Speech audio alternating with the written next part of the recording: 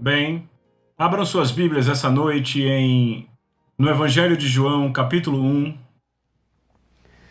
E nós vamos falar sobre o poder da palavra falada. O poder da palavra falada. É importante que entendamos essas coisas. Sabe, Jesus disse assim.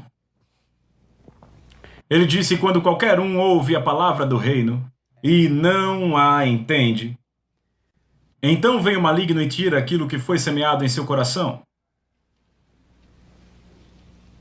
Agora, se você ler a versão de Marcos dessa parábola, ele diz que quando alguém ouve a palavra do reino, logo vem o maligno para tirar-lhe a palavra do coração. Bem, se essa for a verdade inteira, então não haveria muito para ouvir dela, não é? Diz que ele vai roubá-la. É por isso que devemos ler todos os evangelhos. Veja, um escritor vai pegar algo que o outro não pegou, e há lugares em que Marcos pegou algo que Mateus não pegou. E quando você tem a visão de todos os lados, você tem o todo, a palavra inteira de Deus. E então Jesus veio e falou, e Mateus registrou de uma forma. É claro, estavam ambos com Jesus, mas um ouviu de uma forma e escreveu daquela forma, e o outro lembra de outra coisa. Ele disse: quando alguém ouve a palavra do reino e não a entende. Esta é uma frase-chave. E algumas vezes esse é o elo faltante. Quando as pessoas não entendem a palavra, se elas não entendem a palavra do reino, então não só irá o maligno falar para te tirar daquilo, mas alguns membros da igreja também falarão. E sabe, se você tem pessoas suficientes dizendo: irmão fulano de tal tentou e sabe, ele morreu e não conseguiu fazer isso funcionar. Bem, eu aprendi há muito tempo que você nunca leva experiências para a palavra de Deus. É sempre uma coisa perigosa. E frequentemente você ouve pessoas dizendo coisas assim: bem, eu sei que a Bíblia diz assim, mas agora ouça o que aconteceu comigo. E você vai ouvir o irmão fulano de tal. O que eles estão fazendo? Eles estão jogando fora a palavra por causa de alguma experiência que eles tiveram ou outro teve. E sabe, isso tira as pessoas da palavra. E então foi por isso que Jesus disse, como ele disse, e Mateus pegou: se ele não entende, então alguém vai falar para tirá-lo daquilo. E pode ser um membro da sua igreja, alguém que não entendeu exatamente os princípios da Bíblia. Bem, falamos sobre isso a noite passada, no culto, sobre o fato de como Deus ensinou fé a Abraão, que foi fazendo com que ele mudasse o seu nome de Abrão. Ele fez Abrão dizer, bem, o certo não é dizer que Deus fez com que Abrão dissesse o que ele dizia. Ele mudou o nome dele para Abraão, para fazer Abraão dizer o que Deus dizia em sua palavra. A Bíblia fala de Abrão que ele cria no Senhor. Mas a Bíblia diz no Novo Testamento que Abraão creu em Deus, isso lhe foi imputado por justiça. Bem, como dizer a diferença entre uma pessoa que crê no Senhor e outra que crê no que o Senhor diz? Porque elas dirão o que Deus diz. E elas vão desavergonhadamente pronunciar o que Deus disse sobre elas e proclamar, seja evidente exteriormente ou não. Se chama o princípio de chamar coisas que não são, como se já fossem. Vocês que ouviram a noite passada se lembram de Romanos capítulo 4, onde ele diz: Deus que vivifica os mortos e chama coisas que não são como se já fossem, falando sobre como ele ensinou fé a Abraão. Ele chamou as coisas que não eram como se fossem até que foi. Mas ele teve que ter a cooperação de Abraão para fazer com que aquilo acontecesse. Eu estou convencido que se ele não tivesse mudado o nome de Abrão para Abraão, ele teria que encontrar outro homem.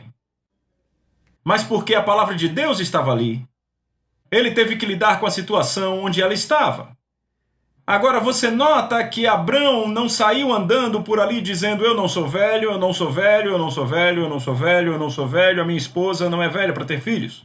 Veja, não há poder em negar o que existe.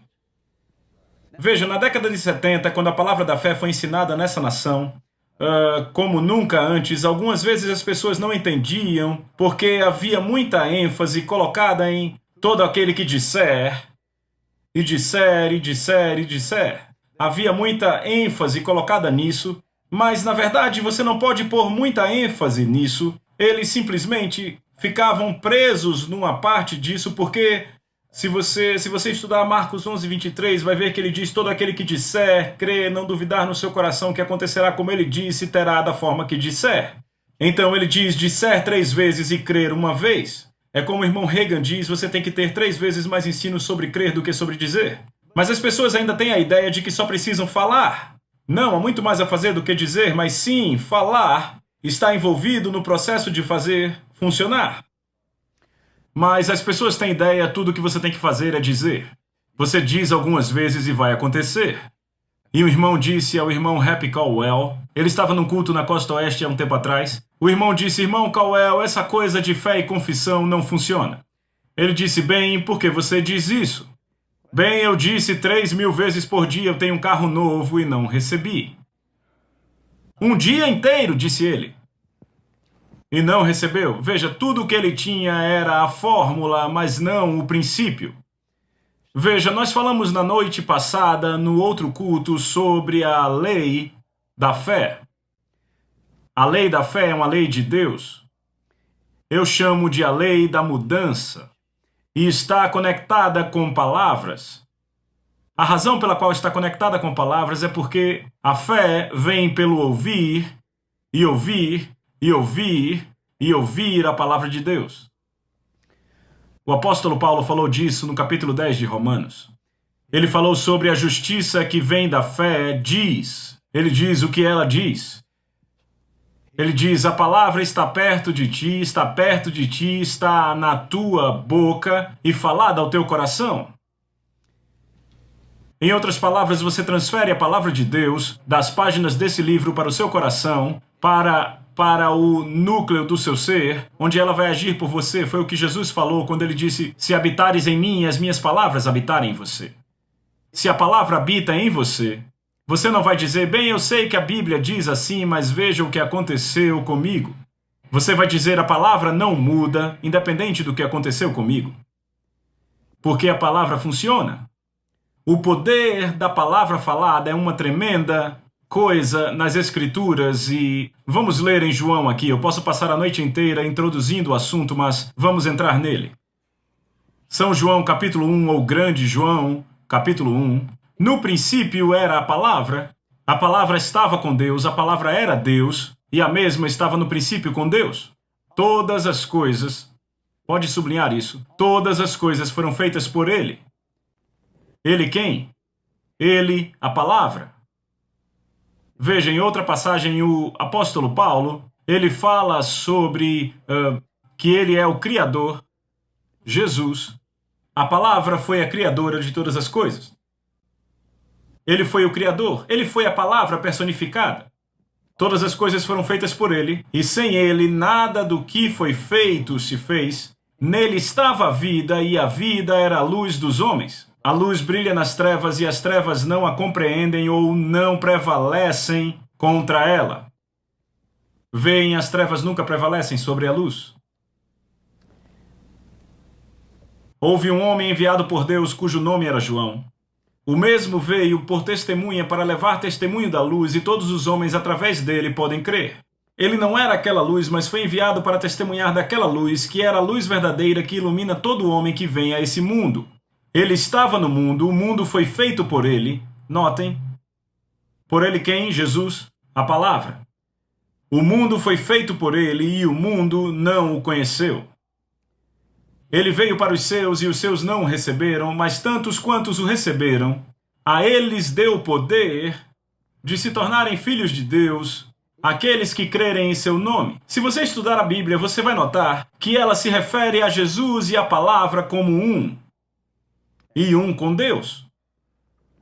No princípio era a palavra estava com Deus, a palavra era Deus. Às vezes eu me divirto com os críticos da fé.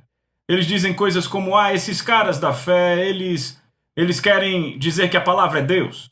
Tentam fazer da palavra Deus. Por que íamos querer fazer isso? Já é dessa forma, não é o que ele disse aqui? A palavra é Deus sobre qualquer situação. A palavra de Deus é a autoridade final sobre qualquer assunto. Agora, quer você creia ou não creia, ela ainda é a autoridade final. E quer você haja ou não haja nela, ela ainda é um sistema operacional do reino e é a lei da mudança ou a lei da fé, porque eu a chamo de a lei da mudança. Se você vai mudar alguma coisa, você vai mudar dessa forma. E eu digo, você muda dessa forma, isso vem da palavra de Deus, isso vem por ser obediente ao que Deus diz, mas você pode mudar situações e circunstâncias. É o sinônimo da palavra falada de Deus. Então aqui ele continua para o verso 13 que diz, o qual nasceu não do sangue, não da vontade da carne, nem da vontade do homem, mas de Deus, e a palavra foi feita carne e habitou entre nós, e contemplamos sua glória. No princípio era a palavra estava com Deus, a palavra era Deus, a palavra foi feita carne e habitou entre nós. Jesus era a personificação da palavra de Deus.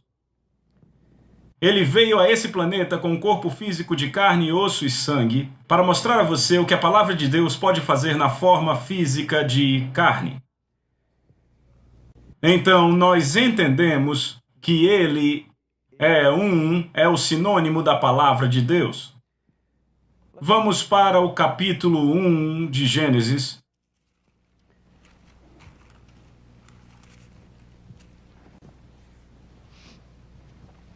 No princípio, Deus criou os céus e a terra.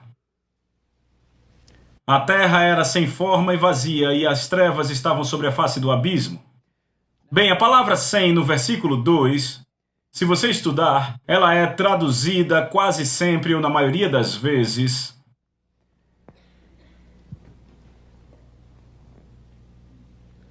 aqui, vamos ver, a terra era sem forma e vazia. A terra não foi criada vazia. Ela foi feita vazia. Veja, isso é muito óbvio. Mas deixa eu mostrar algo a vocês. Eu não ia falar disso, mas eu vou seguir o Espírito Santo. Deus criou os céus e a terra. Se você for um pouco mais adiante, você vai ver que Deus disse que ele chamou a porção seca de terra. E no verso 2, ela foi coberta com água.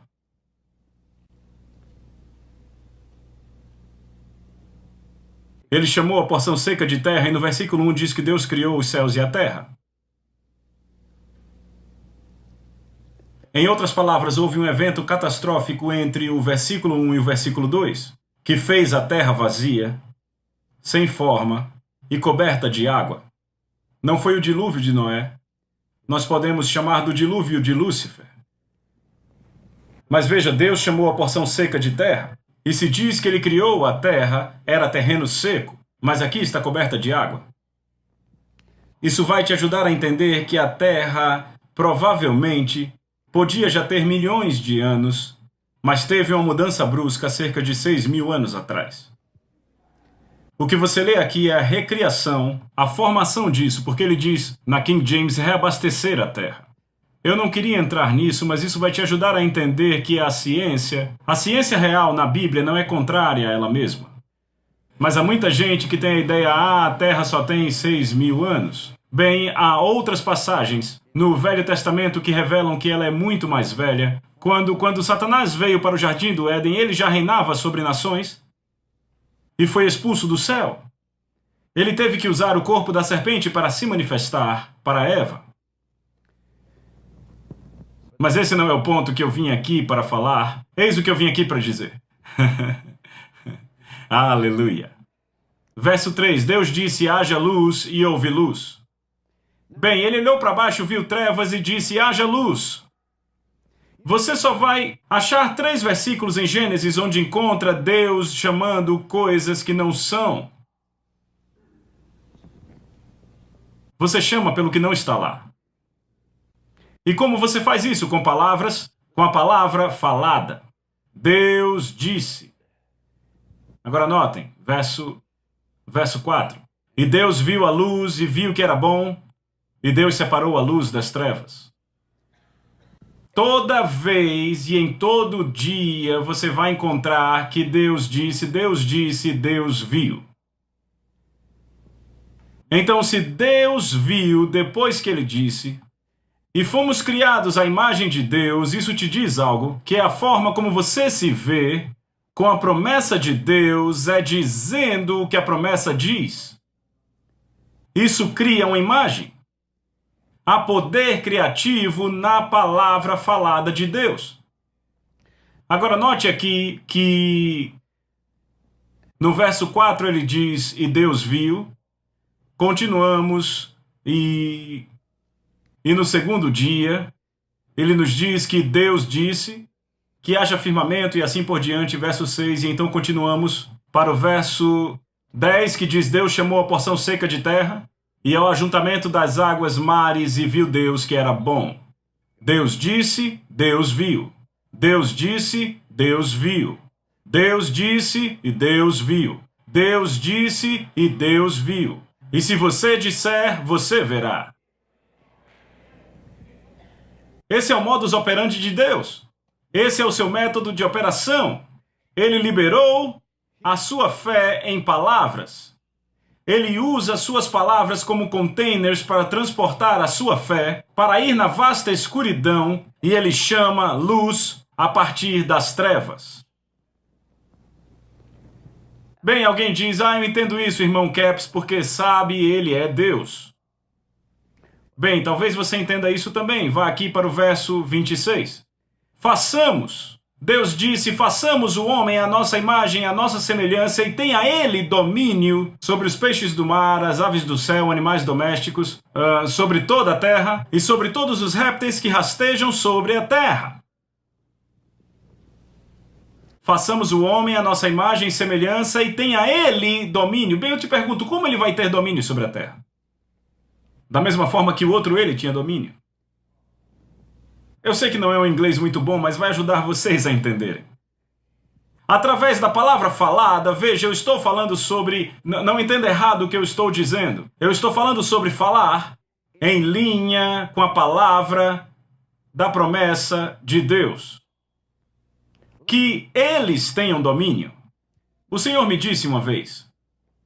Ele disse, filho, você tem... Ele me pegou onde eu estava. Ele disse, você tem estado tão iletrado espiritualmente que eu não consigo falar com você de forma inteligível. Ele disse, você tem estado endoutrinado, sabe? T.L. Osborne disse uma vez no encontro, eu nunca vou esquecer, ele disse, quando as pessoas ficam endoutrinadas, elas param de pensar. E sabia que é verdade? Elas simplesmente aceitam o que a doutrina diz. Nem procuram se está na palavra. Agora eu lembrei de uma situação. Há muitos anos atrás, eu estava numa estação de rádio, em Memphis. Eu estava no rádio em 1977. E aquela mulher me escreveu uma carta e disse, irmão Caps, você me deixou tão movida outro dia quando eu estava indo para o trabalho. E ela disse, aquilo não pode estar certo. Eu vou para casa depois do trabalho pegar a minha Bíblia e provar que ele está errado. Ela disse, meu Deus, eu descobri que vinham mentindo para mim há 40 anos na minha igreja. Bem, talvez não estivessem mentindo, estavam endoutrinados, pararam de pensar. E então ficam culpando Deus por tudo o que acontece. Bem, é a vontade de Deus se acontece com você, sabe? Então, aqui ele diz, Deus disse, façamos o homem à nossa imagem e semelhança, tenha ele domínio, criou Deus, pois o homem à sua imagem, a imagem de Deus o criou, homem e mulher os criou. Agora, como ele criou? A sua própria imagem. Então, o que foi que ele fez? E Deus os abençoou e disse, sejam frutíferos, multipliquem-se, repovoem a terra, subjuguem-na e tenham domínio sobre os peixes do mar, as aves e por aí vai. O Senhor disse para mim, quando estava falando sobre isso, ele disse, o que você precisa fazer é esquecer tudo o que você já ouviu da religião sobre esse livro, a Bíblia. Voltar e lê-lo como se nunca tivesse ouvido sobre ele. E eu disse, bem, vou começar em Gênesis. E eu cheguei aqui onde diz que eu tenho domínio sobre os peixes do mar. E eu disse, glória a Deus, vou pegar mais peixes agora. Na verdade, nunca me ocorreu que eu tinha domínio sobre os peixes. O meu pai pegava bastante peixe, 5 peixes de uma vez, às vezes ele até pegava mais. E Eu comecei a dizer: eu tenho domínio. Eu não ousava pescar no lago, mas eu tinha domínio sobre os peixes. E tudo mudou e funciona. Eu tenho peixes no freezer que provam que funciona. É melhor eu não começar com histórias de pescador. Mas aqui no versículo 31, viu Deus tudo quanto fizera, e eis que era muito bom. Houve tarde e manhã o sexto dia. Deus disse, Deus viu. Todo dia que Deus disse, Deus viu. E algumas pessoas dizem: eu não consigo ver essa coisa de cura. É porque você não está falando, não está citando escrituras de cura. Porque se a palavra falada sai da sua boca, ela vai entrar em seu coração. A palavra está perto de ti, Paulo disse, está na tua boca e no teu coração. Primeiro na tua boca. E então vai para o teu coração. Agora não entenda errado, você tem fé por ouvir outra pessoa falar o que a palavra diz, mas vem mais rápido se você está falando com a sua própria voz. Então aqui nós temos exemplos clássicos em Gênesis 1, de que Deus deu à raça humana domínio sobre essa terra. Mas não há autoridade exercida, não há nenhum domínio exercido sem palavras. O centurião chegou até Jesus e, no capítulo 8 de Mateus, ele disse: o meu servo está em casa atormentado por uma enfermidade. Jesus disse: eu vou curá-lo. Ele disse: não precisa vir até minha casa, apenas fale a palavra e o meu servo será curado. Pois também eu sou homem sujeito à autoridade, tenho soldados às minhas ordens e digo a este vai, ele vai, a outro vem, ele vem, ao meu servo faz isto, ele faz. Aqui está um homem que entendeu a autoridade e ele entendeu que se Jesus dissesse a palavra, o seu servo seria curado. Ele disse: apenas fale a palavra e o meu servo será curado. Aqui está um homem sobre o qual Jesus parou e pregou um sermão. Ele disse: essa é a maior fé que eu já encontrei em todo Israel. Eu perguntei ao Senhor uma vez por que esse homem tinha mais fé do que todos os outros da aliança, afinal ele era um centurião romano. Esse homem ainda não tinha nem chegado ao entendimento da aliança naquele ponto. Mas Jesus disse que ele tinha a maior fé que ele já tinha visto.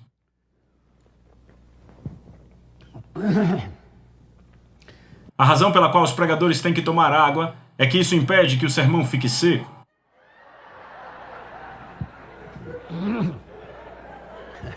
E alguém disse: beba mais!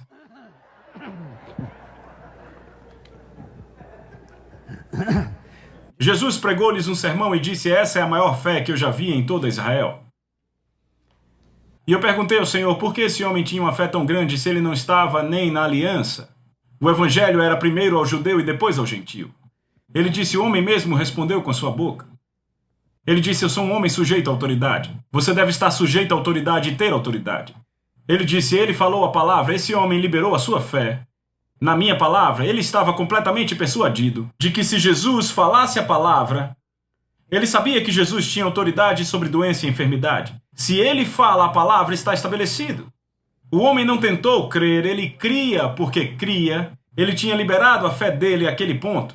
Ele tinha usado aquela fé ao limite. Estava determinado até onde dizia respeito a ele. Ele estava completamente persuadido que se Jesus falar a palavra, meu servo será curado.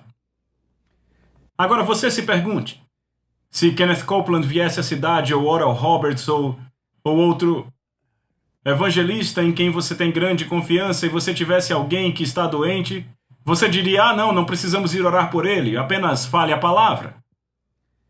Veja, esse homem disse: se você falar a palavra, meu servo será curado.